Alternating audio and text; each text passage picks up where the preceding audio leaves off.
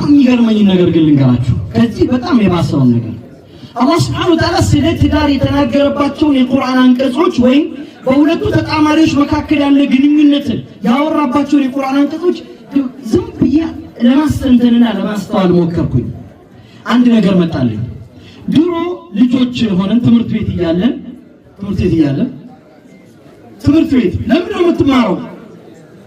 ለምን ነው የምትሰራው ለምን ነው የምትኖረው ሲባል ምን ይባል ነበር መሰረታዊ አስፈልጎቶችን ለማሟላት እንላለን የሰው ልጅ መሰረታዊ አስፈልጎት ምንድነው ምንድነው መጠለያ ቤት አንድ ሁለት ምግብ አልባሳት ምግብ መጠለያ እሺ እና ልብስ ነው خلاص አሁን የቁርአኑ ንግግሮች በሙሉ አስተውሉና ልመልሳችሁ ምን ማለት ነው በዓለም የዩናይትድ ኔሽን ታውቃላችሁ ዓለም የሀገራት ህብረት ማለት ነው በዩናይትድ ኔሽን ቋንቋ መጠለያ ምግብና ልብስ የሌለው ሰው መናጢ ደሃ ነው ምንድነው መናጢ ደሃ ነው በቃ ታች ያለው ማለት ነው ከድህነት ወለል በታች ነው የሚኖረው الله سبحانه وتعالى سيورا عندنا ومن آياته أن خلق لكم من أنفسكم أزواجا لتسكنوا إليها كسروا نتعمر كنا نتكون نفسوج تتعملوا تنفتر لتسكنوا إليها أدي يتذكر من القرآن القرآن من إله لتسكنوا إليها السكن وما أخذت من السكن سكن من دنو بيتكم من مالتنا تدار مالت ቤት ነው ያለ ነው አሁን አብድሬ ድሮ ወዴት ነው የምትሄደው ሲባል ወይ ወደ እናቴ ቤት ወይ ወደ ቤት ወይ ወደ ጓደኞ ወደ ኑሬ ቤት ወደ ሚፍታ ቤት ምናምን ነበር የሚለው አሁን አውቶማቲካሊ ደውሉለት ወዴት እየሄድክ ነው ወደ ቤቴ ይላል ወዲያው ነው የሚቀየረው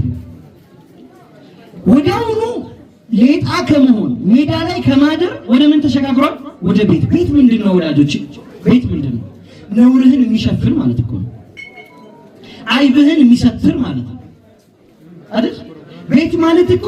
ደክሞ ዝለ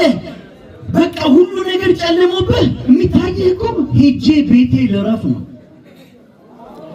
አይብ ነውር ድካም የሚሸፈንበት ቦታ ማለት ነው ለዛ ነው አላህ ሊተስኩኑ ኢለይሃ አላሉ ረሱሉላህ ሰለላሁ ዐለይሂ ወሰለም እንኳን ጅብሪል ዐለይሂ ሰላም በአድማሱ ሲታያቸው ቤታቸውን ይሮጡታል ዘሚሉኒ ደፍሩኒ አለይሂ ሰላም ቤት መሸፈኛ ነው ወዳጆች ነውር መሸፈኛ ነው ድካም መሸፈኛ ነው መድረሻ ነው አላህ ምን አለው ቤት የሌለው ሰው ምንድነው ብለናል ሜዳ የሚኖር ሰው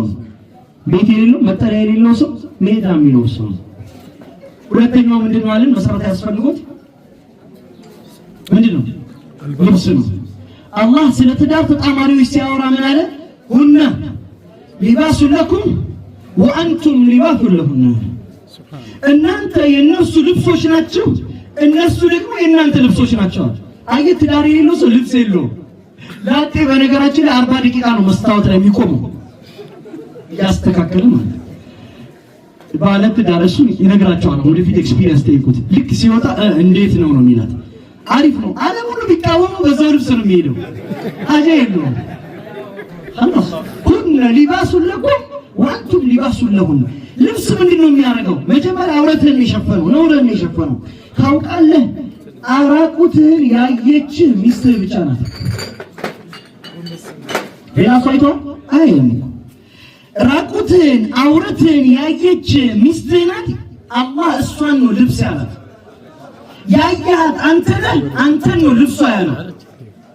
ነውር የሚሸፈነው እንደዛ ነው ቤት ማለት ትዳር ማለት ሰው ነውር የሚሸፈንበት ቦታ ነው ድክመታችን ማይጋለጥ ነው ይሄ ታውቁኛላችሁ እኔ እኮ ሚስቴ እንደምታቀኝ እኮ እናንተ አታውቁኝ እዚህ ሳወራ ነው የምታውቁኝ